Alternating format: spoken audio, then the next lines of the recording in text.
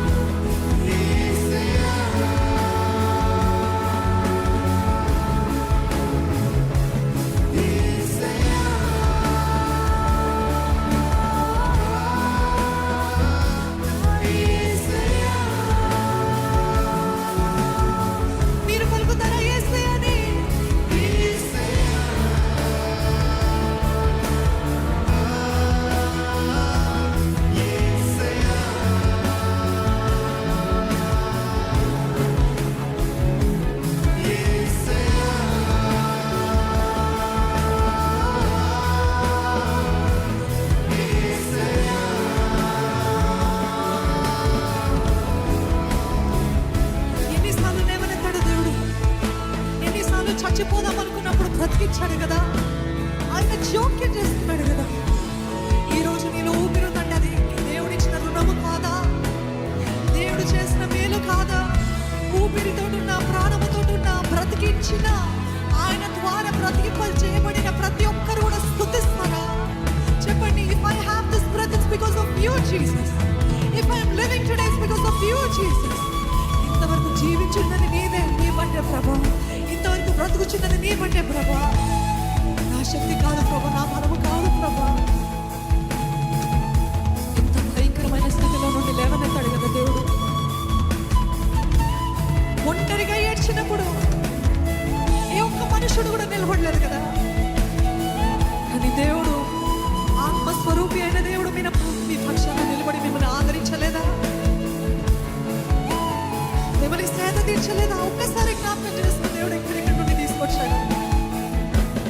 చచ్చిపోవాల్సిన మనము బ్రతికించాడు కదా. నోరు వెప్పి స్తుతిస్తారా దేవుని? జీవముతో, ప్రాణముతో ఉన్న ప్రతి ఒక్కరు కూడా ఈరోజు బ్రతికున్నానంటే నీ కృప, నీ కృప, నీ కృపనే ప్రభా. నీ కృప లేకపోతే నేను లేను ప్రభా. నీ కృపనే నన్ను బ్రతికిస్తుందయ్యా. నాకు నా కలిగిన శ్రమలో ఎప్పుడో కొట్టుకొని పోవాలి. It is your grace that is sustaining me, Lord.